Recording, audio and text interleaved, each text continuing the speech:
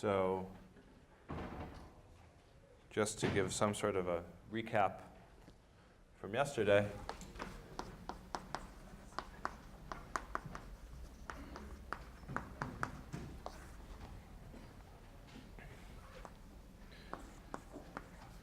I talked a lot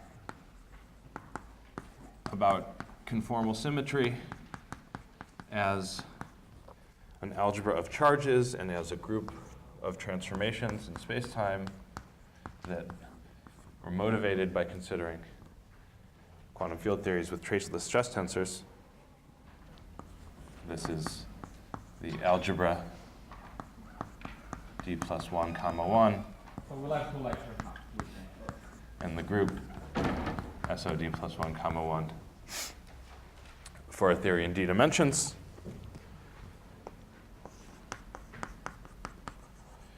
And then we had an extensive discussion of local operators as they manifested themselves as representations of the conformal algebra and the conformal group, which led to this notion of primaries and descendants.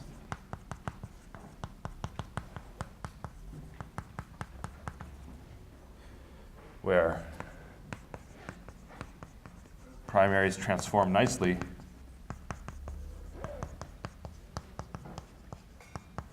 or maybe simply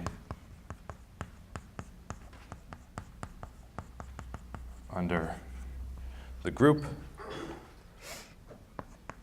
And I didn't say it out loud, but it was implied by some stuff I wrote on the board, that the representations that are comprised of a primary and then its descendants are labeled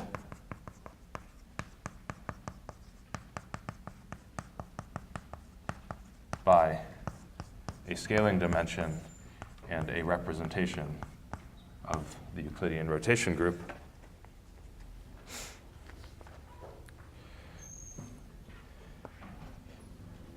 And then we saw that the collection of operators had more structure than just a collection of operators.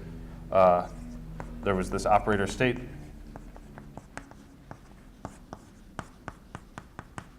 correspondence that told us, roughly speaking, that the Hilbert space that my associated unitary theory attaches to a d minus 1 dimensional sphere is the same as the vector space of local operators, where there was this complicated discussion of whether I meant operators that were really at the origin or infinite sums of operators that could be thought of as an operator at another point. So the right way to say that is that this Hilbert space is actually isomorphic to the topological closure of the space of local operators at a point.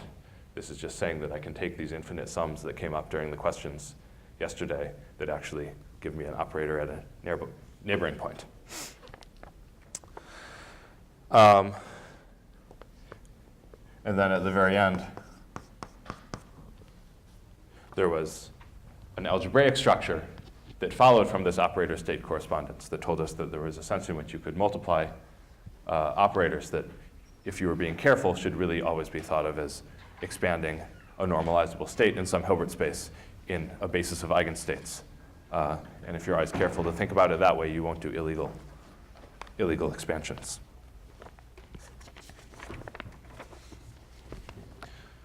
Okay, so even though this was just a recap, perhaps I should ask if there were any questions related to the discussion yesterday before going forward. No. Okay, good. So today,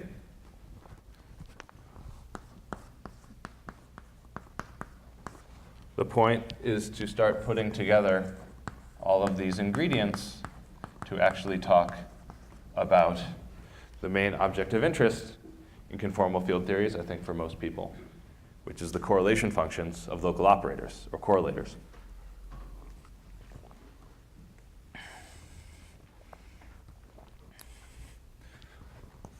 So these are some expectation values of finite collections of operators inserted at distinct points in RD. And we're going to be continuing to talk about things in flat space. And these are some sort of Euclidean Green's functions of the insertion points. And without any real loss of generality, everything I talk about today will be about the correlation functions of operators that are conformal primaries. And it should be relatively clear that that's not losing any generality because the things that are not primaries are just descendants that I get by differentiating. So I can get the correlation functions, including descendants, just by differentiating the corresponding Green's function of primaries. So these are going to be primaries.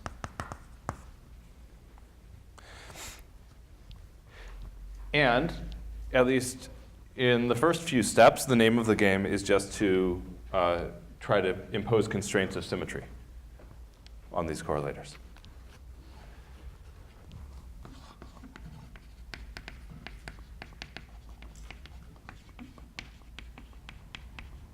Or maybe I should say sort of impose symmetry in the most obvious naive fashion, which is just through word identities. And there are two equivalent ways of doing this. What I'm saying now is not very deep, but I'm just going to go back and forth between the way I talk about them. So I'm going to say it out loud, because there are sort of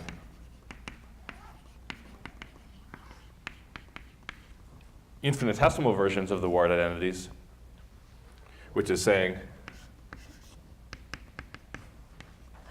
that the overall variation of one of these correlation functions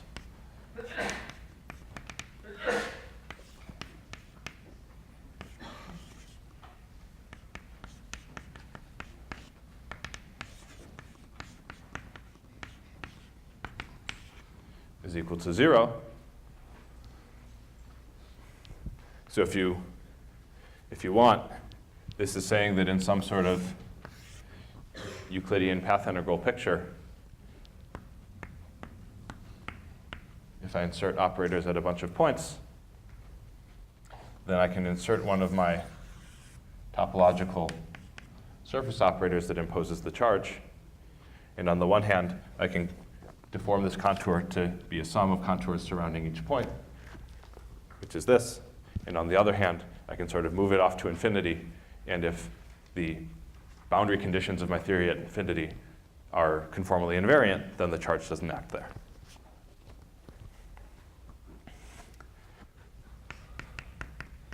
And we saw how these charges act on local operators in terms of sort of differential operators. So these are differential equations for the Green's functions. And then there's the exponentiated version of this, which are sort of, I don't know if this is standard terminology, but finite word identities, which is just trying to sort of come up with functions on the nose that obey the general rule for doing group transformations.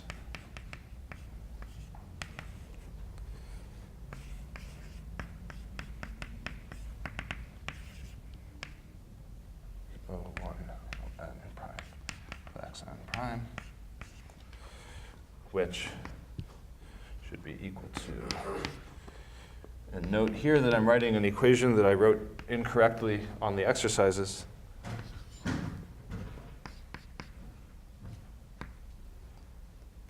prime to the delta I times O1 of x1 dot O(n) of xn, and in writing this, I've now further specialized to scalars because I didn't include the orthogonal matrices acting on these things. So insert the orthogonal matrices in your head. And of course, these differential equations are just the limit of these finite conditions in the limit where the group transformation is infinitesimally small.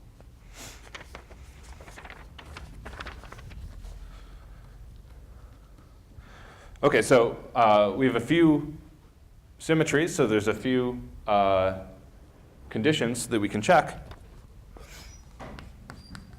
The first couple are nothing new.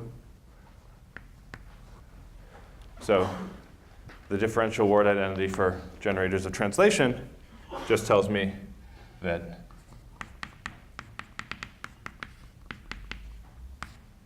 the overall derivative that moves all the points in parallel is 0, which implies that this thing is only a function of relative positions, which is just the same as from ordinary quantum field theory.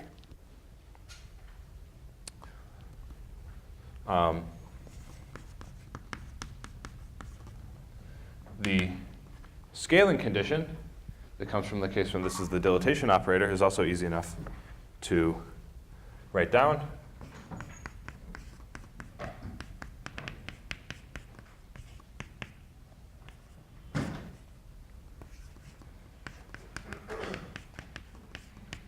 It's equal to, get the sign right, a minus sign, the sum of the conformal dimensions. Well, I said these are the differences. And this is just a homogeneity equation. So you probably immediately interpret this equation as what you would get if you wrote down this more general condition for a finite dilatation. This tells you that G of some rescaled versions of the positions is equal to lambda to the minus delta 1 minus delta dot minus delta n times your original thing. Right? I'll do this in the car. And finally, for rotations, I'm not going to write down the differential constraint, but it's easy enough to write down, especially for scalars. So let's keep with scalars. But you probably already, I mean, intuitively we know what rotation invariance tells us. It tells us that this thing that's supposed to depend on these difference vectors is actually something that depends on the magnitudes of the difference vectors.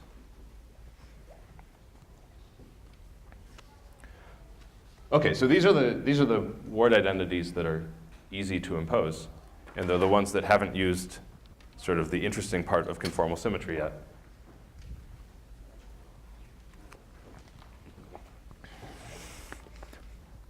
But let's look at the consequences already of these easy to analyze constraints on low point correlators.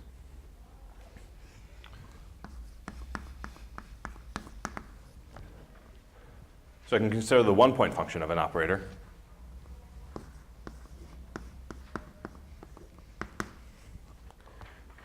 Now, on the one hand, translation invariance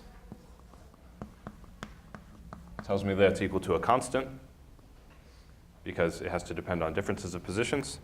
And on the other hand, scale invariance tells me that it's equal to something that looks like this, which means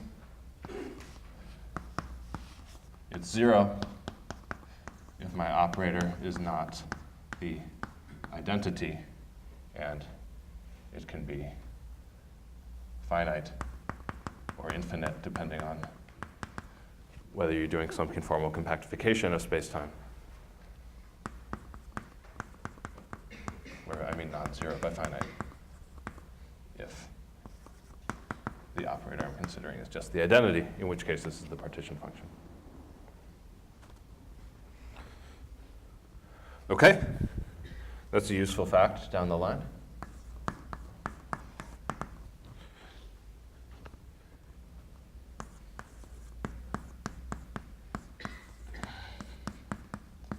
For 2 point functions, if you just impose the scale condition and you know that you're writing things in terms of these absolute values of differences of positions, there's only one thing you can write down.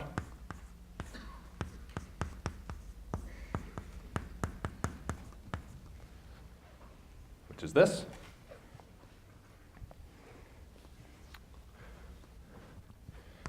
And finally, for 3-point functions,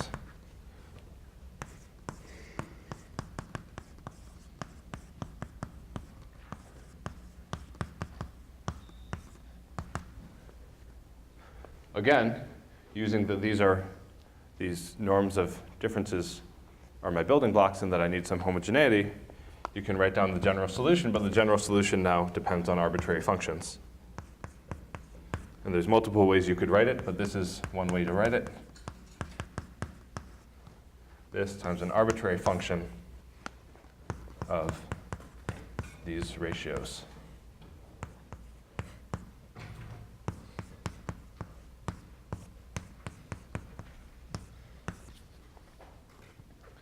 So these ratios are invariant under scale, translation, and rotation transformations. So they can appear in arbitrary ways.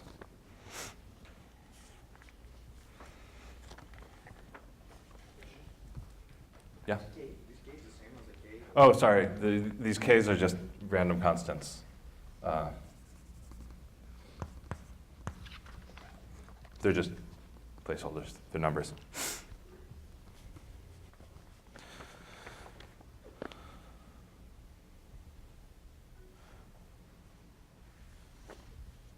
Okay, and if you want, so this is, I'm going to introduce this idea now because we're going to return to it later once we start imposing the rest of conformal invariants.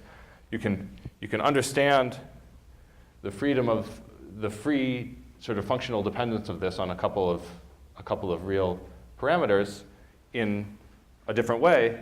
You can think of it as if I use up my symmetry to put my points in some preferred positions, how much can I simplify the preferred positions?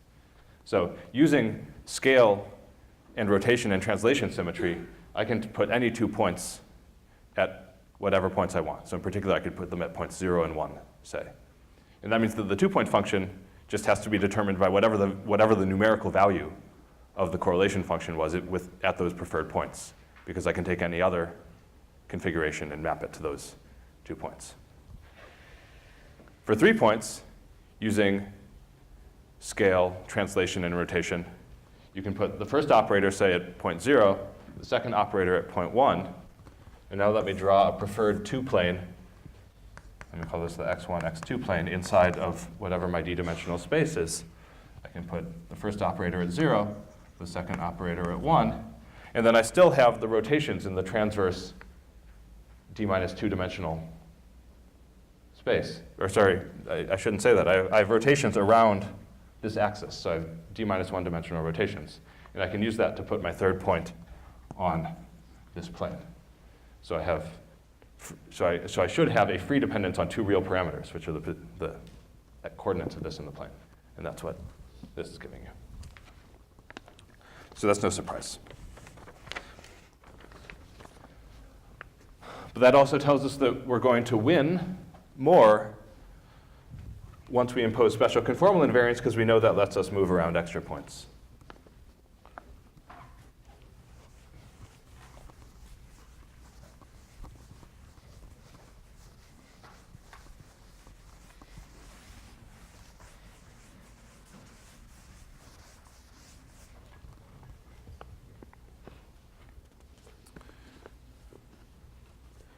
So,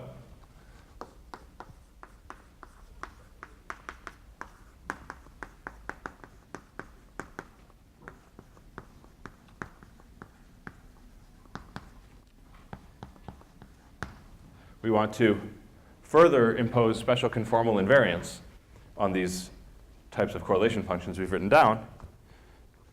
Again, at a totally lowbrow practical level, there are different ways you can do the calculation.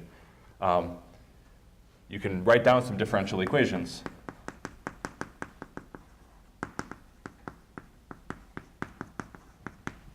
Coming from acting with k mu on these correlators. You can This is a little bit of a trick, but you can check inversion symmetry. Remember that all of my special conformal transformations, which are a more complicated coordinate transformation, are conjugations of translation by inversion. So if I have translation invariants, and scale invariants, and rotation invariants, and inversion invariants, then I will have special conformal invariants.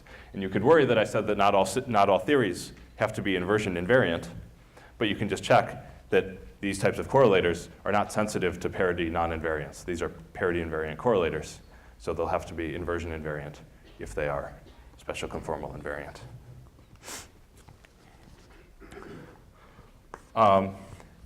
And then that's not a terrible way to do it. And then there's perhaps an even better way to do it if you use this fact that you are supposed to prove in the problems,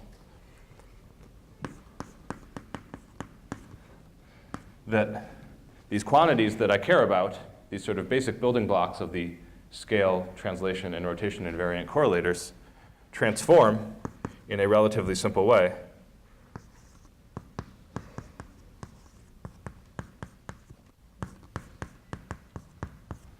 under general conformal transformations, where the omega I is this.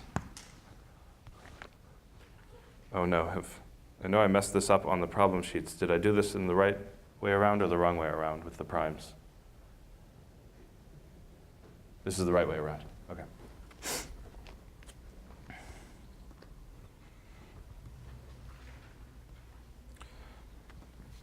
And this just turns the problem into a kind of sort of homogeneous function problem.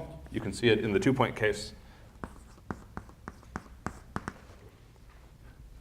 Remember we had k over x12 to the delta 1 plus delta 2.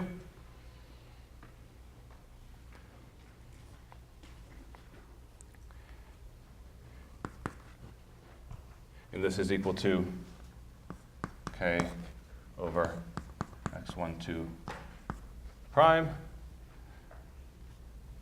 to the delta 1 plus delta 2. And then the omegas go upstairs now. Omega 1 to the delta 1 plus delta 2 over 2. Omega 2 to the delta 1 plus delta 2 over 2. But this is supposed to be equal by my finite word identity to k over x12 prime to the delta 1 plus delta 2 times omega to the delta 1, omega to the delta 2. Omega 1 to the delta 2, omega 2 to the delta 2. So to make these things the same, I need the conformal dimensions to be the same. Again, this is, I should emphasize, because this isn't true in general, I'm still working with only primaries. This is a true statement for primary operators. And just to belabor the point, this is an instance of things that appear in more elaborate contexts that we're not going to discuss today. But in terms of this fixing of points, we saw that already with scale, translation, and rotation, we were able to completely fix the points where the 2-point function insertions lived. And now we're getting an additional constraint from special conformal invariants, so you should expect that there will be some special conditions on when the correlator can even be non-zero. And that's what we're seeing here. We already fixed the form of the correlator, but it turns out that it's even more constrained. You need the conformal dimensions to match.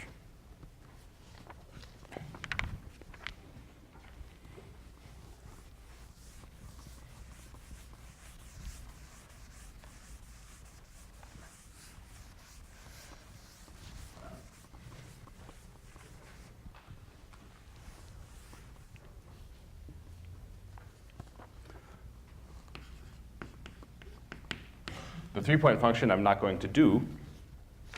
I'm just going to tell you the answer, and you should work it out for yourself. But it's the same sort of simple homogeneity argument, where you just are replacing these absolute values by things that are rescaled and saying that you know how the overall thing is supposed to be rescaled, and that just becomes linear algebra to match exponents. So the result is that this Green's function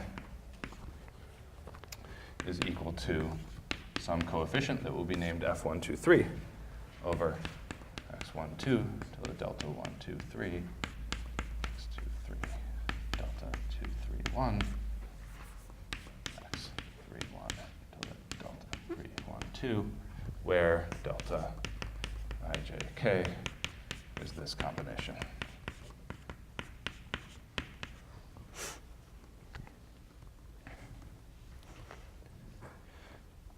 So the 3-point functions are determined, the 3-point functions of scalars are determined up to just an overall constant, just whatever this numerical coefficient is that lives up here. And now we can make sense of this in this language of fixing points if we want to, because remember that one of the things that we were allowed to do with special conformal transformations was move a point to infinity with a finite transformation. So before we fixed 1 and 2, we could have moved the third point to infinity. And then moving 1 and 2 to the origin and to 1 would have left that point at infinity. You could also fix other points, but infinity is a nice reference point.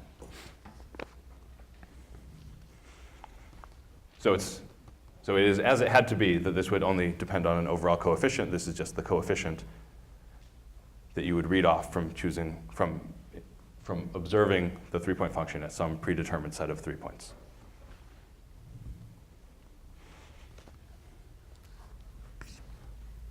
So to say this in a slightly fancier way that I was once told I should say it, the conformal group acts triply transitively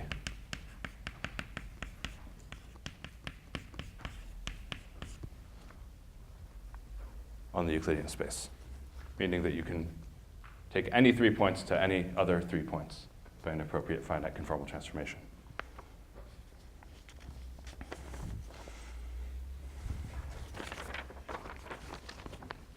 Okay? So I'm going to continue, ultimately I'm going to continue to mostly focus on scalars for my own sanity, and you guys can read about the complications of operators with spin. But I do want to mention that at least for the purpose of counting parameters and finding out when things are 0 or not 0, you can often use this sort of transitive action trick, even in cases where you haven't worked out what the correlation function is going to look like yet. So let me consider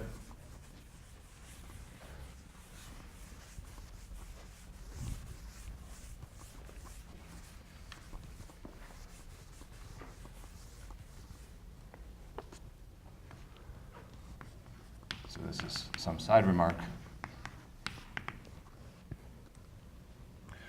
I want to consider the 3-point function O of x1, O of x2. These are the same operator O, and then some operator that has spin that is in some traceless symmetric spin L representation. Maybe I should give this guy a different name, O tilde. Okay, so now I have to worry about spin, but I want to use this same trick of using up my symmetry to fix the arrangement of these operators, and then decide whether the correlation function can exist, and how many coefficients can appear in the correlation function, et cetera. So by mapping these 3 points to my favorite 3 points, I'm going to decide that for my purposes now, my favorite 3 points are the points equally separated to the left and the right of the origin, where I'm putting my 2 copies of the identical scalar operator O on the left and the right, and this operator here. And now notice that this configuration, as before, still preserves SOD minus 1 symmetry. So it makes sense to decompose the action of SOD on these operators into the action of SOD minus 1. So in particular, this representation that I'll call VL, this L-fold symmetric traceless tensor of SOD, decomposes into a direct sum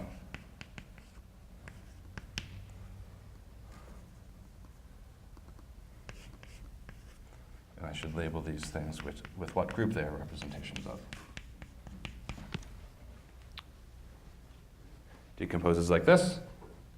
This is just sort of, I'm subtracting from L when I'm choosing some of these indices to point along this direction, which is orthogonal to the action of the SOD minus 1.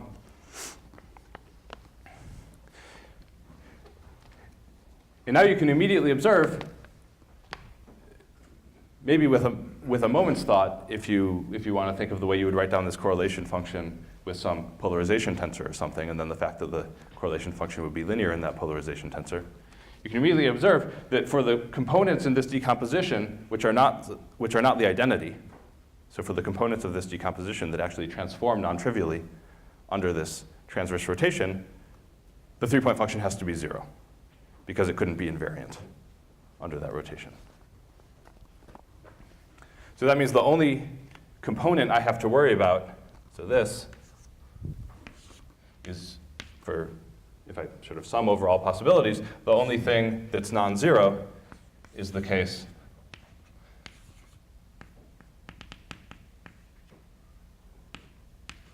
where I point all of my vector indices along this axis. So this is the x1 axis. So this already tells me that, so this is one configuration, right? So this is going to be one number. There's no freedom in my indices anymore. So this tells me that at most, this 3-point function is going to be determined by a single overall number. And now I can further note that because these O's are identical, this thing should be reflection symmetric.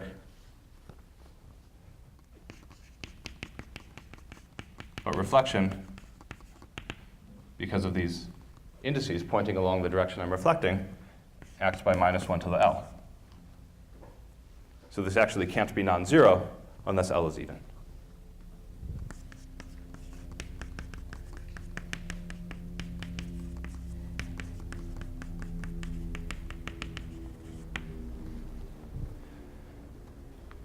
So this is rederiving a basic fact that a 3-point function of two identical scalar operators and an operator with spin is only non-zero if that operator is a symmetric traceless tensor of spin even. Well, I didn't quite prove that you couldn't have spinorial stuff or something, but it works. That's an exercise.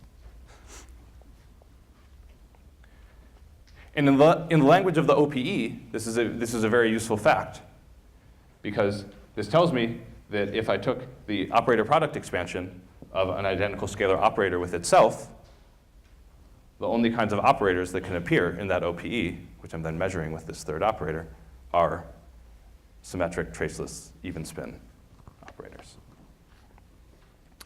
And that restriction will appear, I think, many times in Miguel's talks.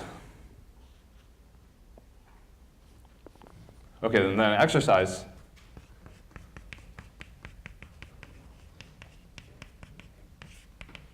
that you can look into is, can O tilde be conserved?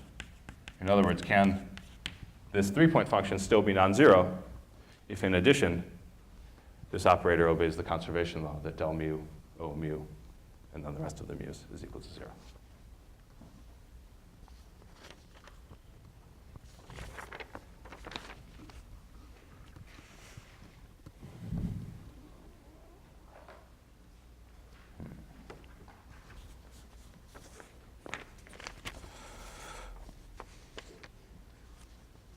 Okay, questions on this so far? This might have been a little bit pedantic, but this is actually a very useful trick.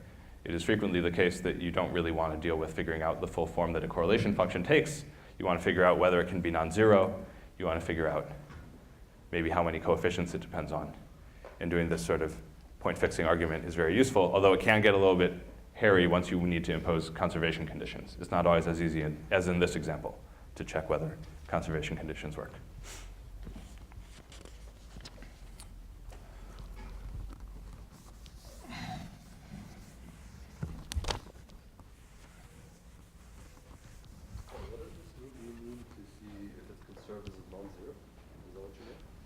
I want to ask if this 3-point function can be non-zero if O tilde is a conserved current of even spin.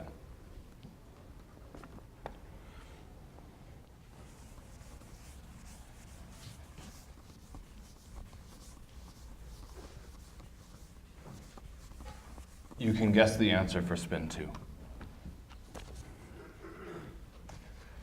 So before going to higher point functions, I want to remark on one point of connection now between these explicit forms for correlation functions, in particular the 2-point functions that I wrote before, and these issues of unitarity that I was raising yesterday.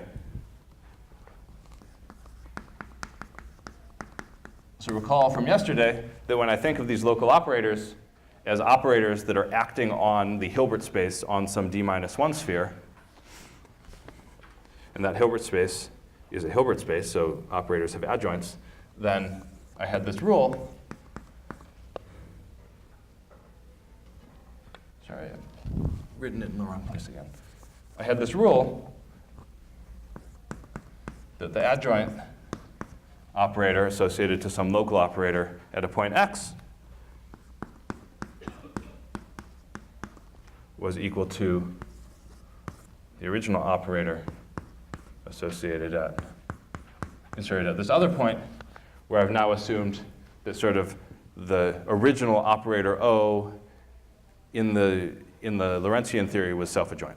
So this is some real operator, which is why it's just O that appears here. But now I can compute a norm, right? Now O of x dagger, O of x, is computing the norm of the state that I get by inserting my operator O at a point x and using it to define a state on this Hilbert space on the unit sphere. This particular inversion formula was assuming that the Hilbert space lived on the unit sphere.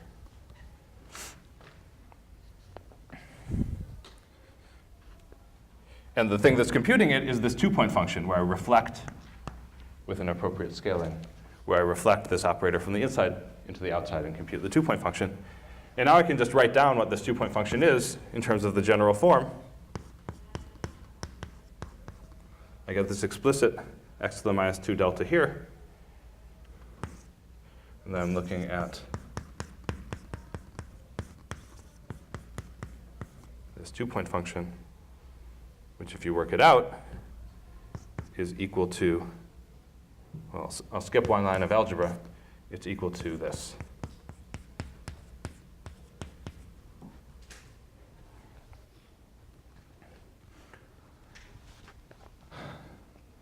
So if x is magnitude less than 1, so the way I've drawn it, if my original operator was inside of the unit sphere, then this number down here is positive. And then I've learned that this number k that was appearing has a definite sign associated to unitarity. Additionally, notice that as my operator x approaches the unit sphere, this norm goes to infinity. The norm of this state O of x goes to infinity, which is a baby version of this general issue of being careful about where you expand things that I was mentioning before. You really have to make sure that when you're using these sort of Hilbert space arguments, that the thing that builds the state in the Hilbert space that you care about all fits inside of the sphere, because once operators get to the sphere and outside of the sphere, you end up with non-normalizable stuff.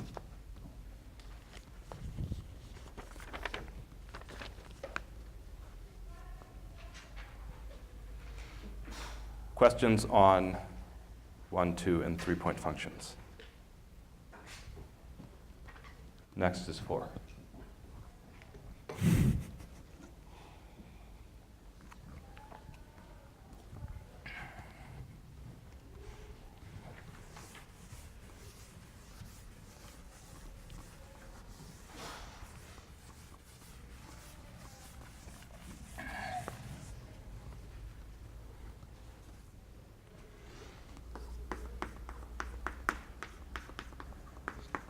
So the 4-point functions of scalar operators still. Yeah. The limit x equals 1, that would be the 1 point, yeah, that would be the function of operator in the same point. Yeah. It would be basically a composite operator. Well, it would be a composite operator if you subtracted the divergence to define some renormalized operator. But the point is that the thing that you're measuring here isn't doing that renormalization for you. But I'm not sure I answered your question. Did you have a part B? Sorry, to the video. The question was, as the operator approaches the unit sphere, it's inserted on top of another operator, and you could try to define some kind of a composite operator that way. And I made a comment about subtracting divergences. And then what? No, okay, I was asking, there is no problem usually, you just subtract the resistance. There's no problem if you're trying to define composite operators, but we're trying to define states and compute norms of them. And that, well,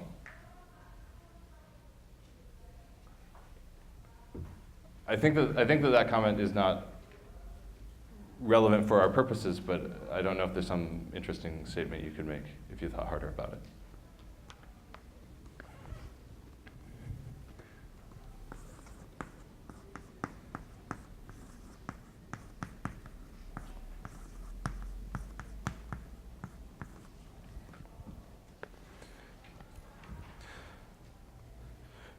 So, in the problems, you're supposed to find the most general form allowed for this 4-point function in the case where the operators are identical.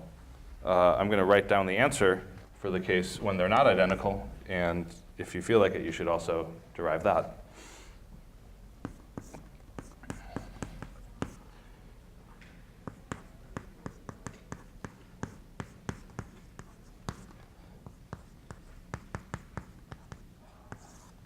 And again, this actually finding this precise form amounts to one of these sort of homogeneity exercises, matching scalings of these norms of differences with the overall scaling you expect from the word identity. Over x1, 3 to the delta 1 minus delta 2, x1, 4 over x1, 3. Delta 3 minus delta 4 times an arbitrary function of two real variables named u and v,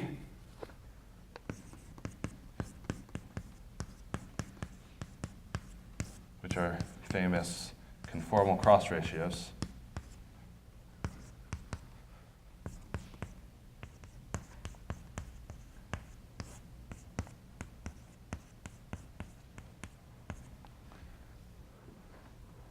I was teaching projective geometry to undergraduates this year, and these cross ratios came up. I didn't realize that they were going to learn conformal field theory.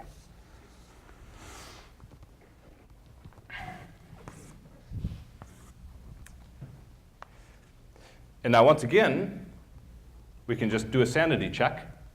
I've erased it now, but we can do a sanity check in terms of this trick for fixing points of operators. And you can fix 3 operators to lie on a line using our triple transitivity property. Maybe you want one of those points to be infinity, maybe not. And then you again have this. So this now recovers the situation we had with the 3-point function in a scale but not conformally invariant context, in that you can fix all but one of the points to a line, and then you can rotate the 3rd point to the plane. And so you have 2 real coordinates, which are these u and v.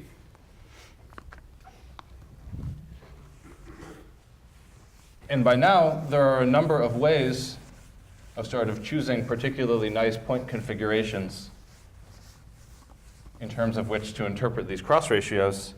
I'm going to give you sort of the old-fashioned one, which I still think is maybe the most intuitive one.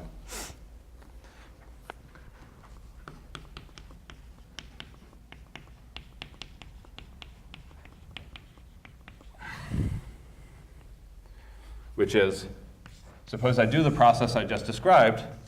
I choose a preferred plane and a preferred line, and I map one operator, which will be x1, operator 1, So the origin, I map operator 2 to some general point on the plane. I map operator 3 to the point 1. So this is x1, say x2, and this is at x1 equals 1, xi equals 0. And I map operator 4 to infinity.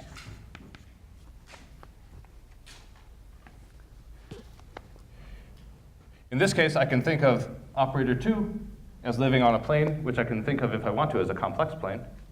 So I could introduce coordinate z equals x1 plus I x2. And then you can check from this definition of the cross ratios that u is equal to z squared, v is equal to 1 minus z squared. So in other words, u is the norm of this distance, and v is the norm of this distance. And these z's and z bars are probably going to show up a lot in Miguel's talk. So you can work with z and z bar instead of u and v, if you want to.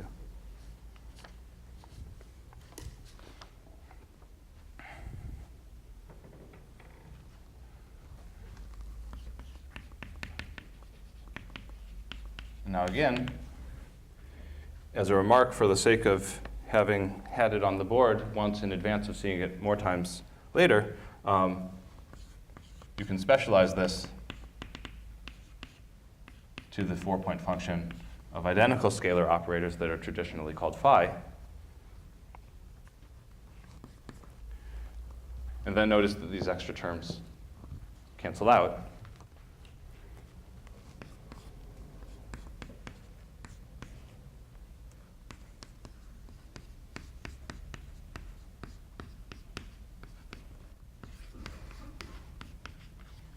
And you get this sort of an expression where now, because these 4 points, these 4 operators are identical, I have permutation symmetry. And permutation symmetry is not automatic in this. And you can check from the action of permutations on the cross ratios that you will have the additional properties that f of u of v is equal to u over v to the delta phi f of v u. This comes from exchanging 1 and 2. No, 1 and 3. Sorry. And it's also the case that f of u v is equal to f of u over v, 1 over v.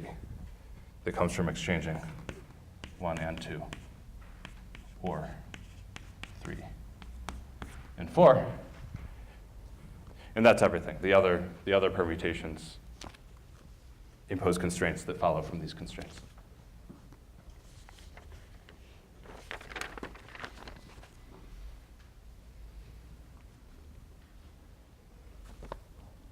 Good?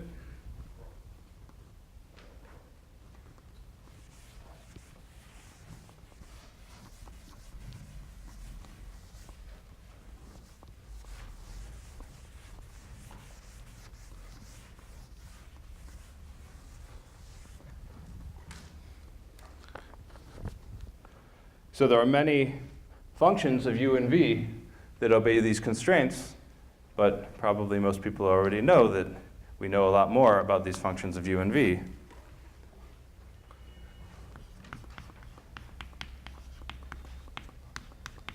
Because we can relate the 4-point function to other things we already know about via the OPE. So just to draw the canonical picture,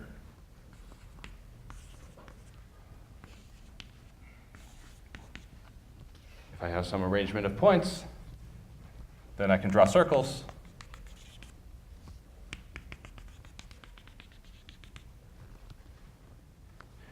And these circles are separating circles. The operators are inside them, so I can, in a meaningful way, expand each of these pairs of operators in terms of sums of local operators inserted at the respective origins using the OPE. And then that will result in 2-point functions, which I know how to evaluate if I know 2-point functions. So 2-point functions plus OPE coefficients, which you've convinced yourselves in the exercises, hopefully, are the same thing as 3-point functions.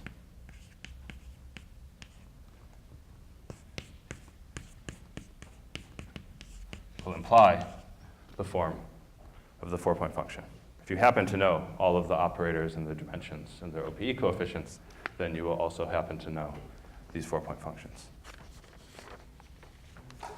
And just to use the phrase that people will probably use more generally, this collection of information, which implicitly also includes the list of operators, because you need the list of operators to know their 2- and 3-point functions, is what is often referred to in certain parts of the Bootstrap literature as the CFT data of this theory. I don't love this term. I would encourage you to use the word local in front of the words CFT data, because CFTs have other things other than local operators. But we love local operators.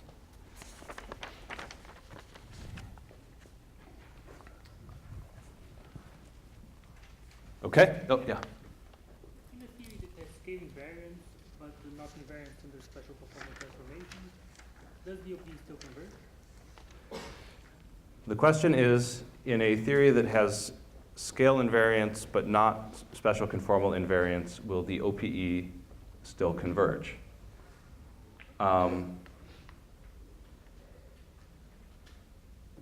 That's an excellent question. I want to say yes, having not thought about this question before. Although, the convergence of the OPE, as I've presented it, and there's some questions of how much you can relax assumptions that I've asked you to make. My presentation has used unitarity because it's used the Hilbert space structure of the space of states on SD-1. And the proofs that exist, there are some partial results, complete results in 2 dimensions, nearly complete results in 4 dimensions. The results about the extent to which conformal invariance, or scale invariance implies conformal invariance, generally applies in the unitary case. So there are not a long list of, it's not an empty list, but there's not a long list of scale but not conformally invariant unitary theories. But I think it should converge. I don't want to comment on that because when you define the OPE, it came from the state operator correspondence. And to build that, it only seemed like you were using scaling factors to use that you diagonalized the operator and did not need the case. It seemed like a construction that is from scaling factors. Yeah, I think it'll probably work.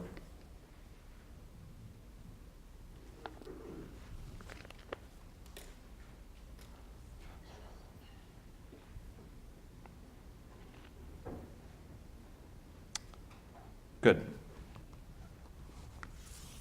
So knowing that the CFT data determine the structure of the 4-point function, there's a question of how to organize it. And we'd like to organize according to conformal families, which is another name for SO D plus 1, comma 1. This is the Lie algebra representations.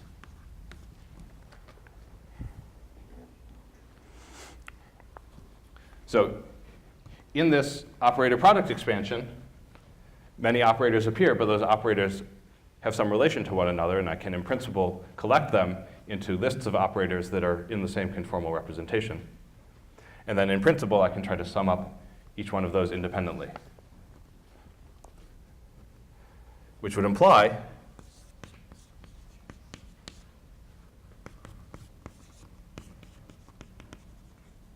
that there will be some sense in which this free function that I had is going to involve a sum over the primaries that appear in the OPE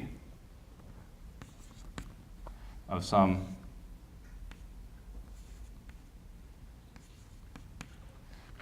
three-point functions of 3, of 4, okay.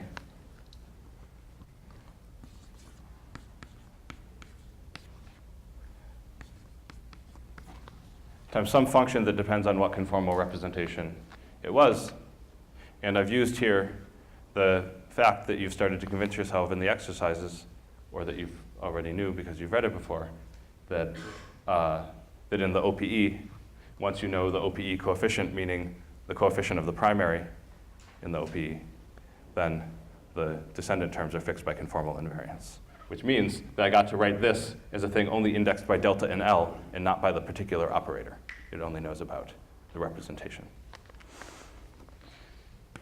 And these are what are known as conformal blocks.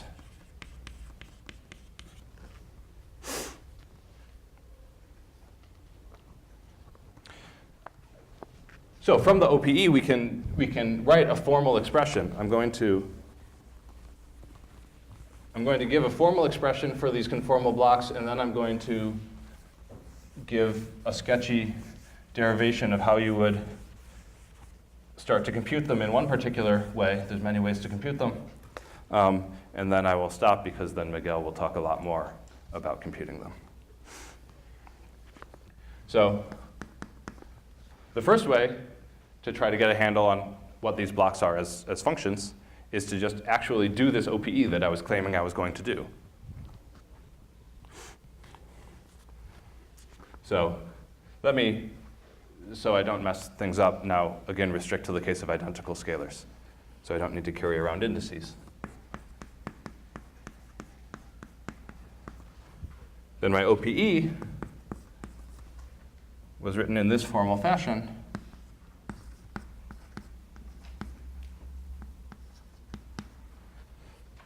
Times some differential operator, which in principle has Lorentz indices, although you weren't asked to do much with the Lorentz index case in the problems.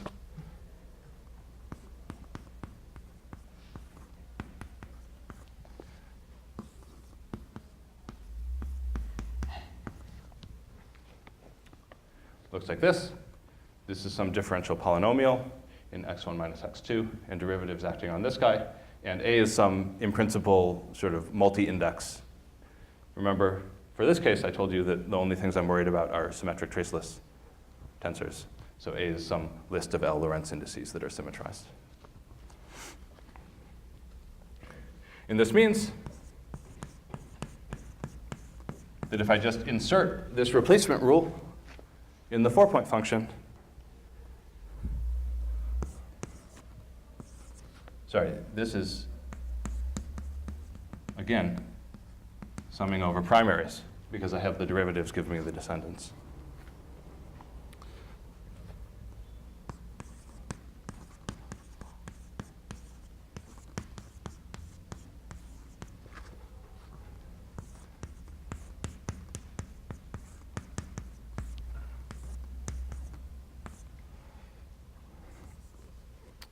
See, B of x3, 4, del x4, acting on 2-point functions.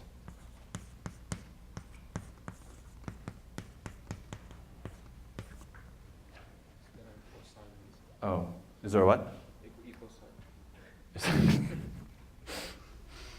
Yes, there was an equal sign missing. And if I further assert that I've chosen a basis of primaries that diagonalizes the 2-point functions, I can always diagonalize this inner product as an inner product on the Hilbert space. If I choose a basis of primaries that diagonalizes those 2-point functions, then I just have a single sum, where I'm not going to rewrite the arguments.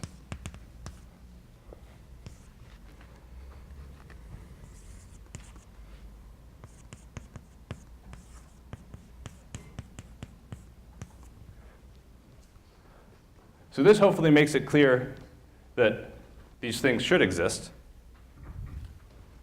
If I was able to write down some closed form expression for these differential operators, or even if I know how to generate them to very high order on Mathematica so I can try to approximate things, then I can act on this thing where this data is encoded, where this depends on conformal invariance. Here's my 3-point functions, and here's my 2-point functions. And that's all I need.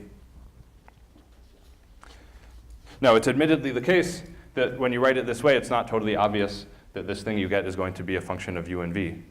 But we know that that's true on general principles of conformal invariance. That's a little bit of a lie, but this is an extra argument that I don't have time for. So, that said, I think that, at least for me, that's sort of what I have in mind when I think about the conformal block expansion, is actually doing these OPEs and summing up in this particular order. There is an elegant trick known as the Casimir trick.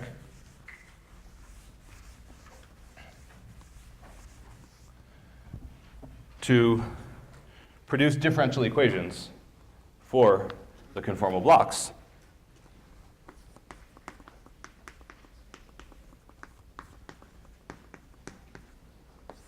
So remember, the conformal blocks are things that are completely determined in principle by conformal symmetry. So this is a trick that doesn't use the details of my theory. This is a sort of conformal algebra trick. And the trick is to consider a projection operator acting on my Hilbert space on the unit sphere, or on whatever dividing sphere I'm drawing to think of this as an inner product in quantum field theory. A projection operator that projects onto a single conformal multiplet. I've now used 3 different phrases to mean representations of the conformal algebra. So this is a sum over states alpha and beta in the multiplet of alpha and alpha beta inverse beta where, and alpha beta is the non-degenerate matrix of inner products. So this is something that I can in principle insert in some correlation function that will make it so if I was generating, the intuition is I'm generating states that live in some conformal multiplets from this side, and I'm generating states that live in some conformal multiplets from this side, and I want something that I can put in the middle, which will make sure that I'm only counting the operators that live in a fixed conformal multiplet. So this is some projection operator that when inserted in the path integral along some dividing sphere will do exactly this.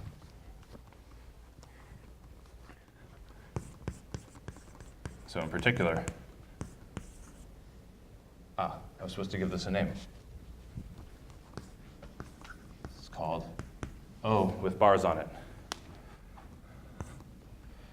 And then the sum over primaries of these things is just equal to the identity operator, because it gives me the sum of projections onto the complete set of orthogonal eigenspaces associated to the different conformal multiplets. And now the idea is that this gadget is guaranteed to produce for me conformal blocks if I insert it in a correlation function between O1, O2 and O3, O4, because it does this thing that I just said while waving my hands.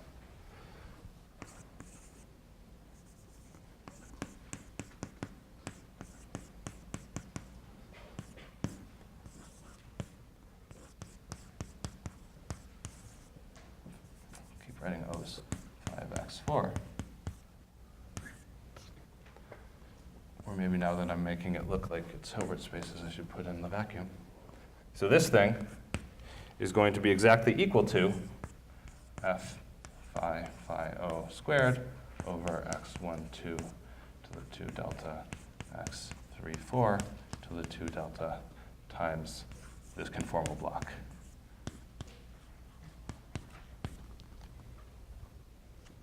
But you're summing overall parameters when you insert the project. To insert the line, you to sum overall parameters. You can't just insert the O associated to a single multiple. It's the sum of, sorry, I'm choosing to insert this thing. So this is no longer the 4-point function. This is now g, not f. Okay. This is the way to extract the particular conformal block contribution from the 4-point function, is to change the 4-point function by inserting this projector. And if you sum overall parameters, you'll get back the point. Yeah, exactly. So now, the trick that makes this a Casimir trick is that there is a Casimir operator, there's a quadratic Casimir operator for SOD plus 1 comma 1, which has an analog as a surface operator in my theory, so as a combination of charges that I can act on the Hilbert space with. So there's a quadratic Casimir operator. Remember, long ago I introduced this L notation for the generators of the conformal algebra that made the SO6 structure manifest. So this is a quadratic Casimir, and as a Casimir operator it commutes with all of the all the individual LABs. And so in particular, as is the thing that Casimirs like to do, this means that this Casimir operator acting on any state in a given conformal multiplet will give me the same answer, because I can move around in the conformal multiplet by acting with these, but I can commute them through the Casimir. And in particular, you can check that for this particular thing, there's a Casimir acting on some state O. This is in a multiplet, any state in a multiplet whose primary has conformal dimension delta and spin L is equal to a fixed eigenvalue, which is equal to minus delta minus D minus L plus D minus 2.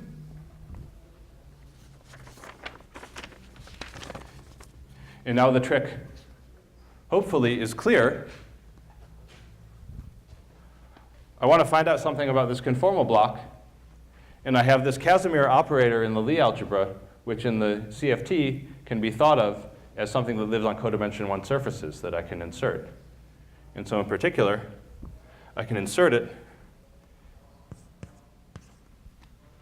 here, or here, whichever one I want. Because this O is a sum of states like this that live in a given conformal multiplet, when I act with this Casimir operator on the projection operator from the left or from the right, I just generate this eigenvalue. But I can also commute the charges in this Casimir operator through to the right. And the charges acting on these fields, these operators, give differential operators acting on the Green's function, right? So in particular, this tells me that if I take this thing I've now built, phi 1, phi 2, O, C, phi 3, phi 4, 0, then I can evaluate this to either give me lambda delta L, these are the delta and L's associated to this conformal family, times this prefactor that will now be known as star,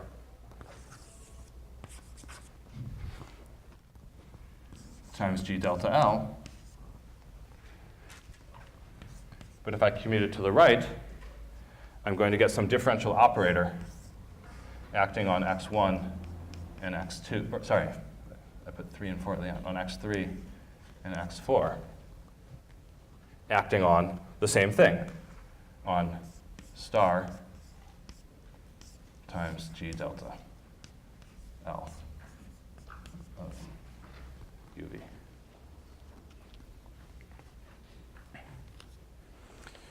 And it's a not entirely enjoyable exercise to work out what this differential operator is. It was done in this amazing paper by Dolan and Osborne, the title of which I don't remember because all of the titles look very similar. But it's one of the ones with many citations. Conformal partial ways and the operator product expansion.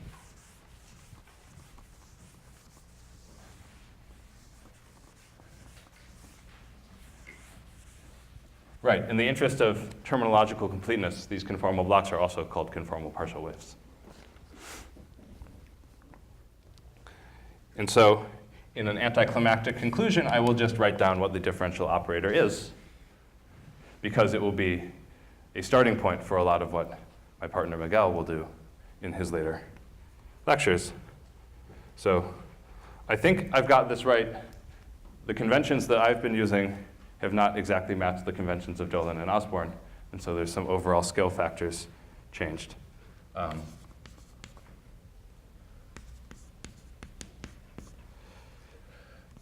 It's a second order differential operator.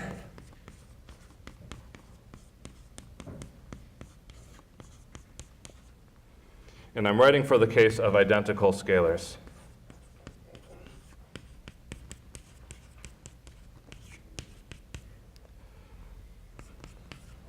And now this crucial piece that depends explicitly on the dimensionality of spacetime.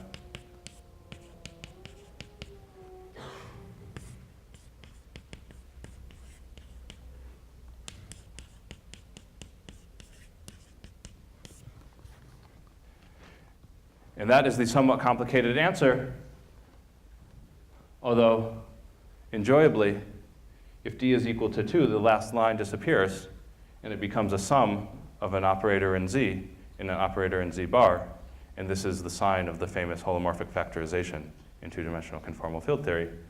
And miraculously, it turns out that in other even dimensions, even though you have this extra piece, people are able to solve this differential equation in closed form in terms of hypergeometric functions. But there are other ways to go about computing these things efficiently in expansions, and Miguel will tell you all about it. So that's everything I have to say. Any questions on basics?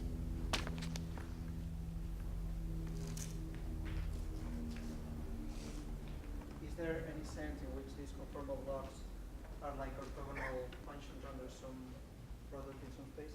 Yeah.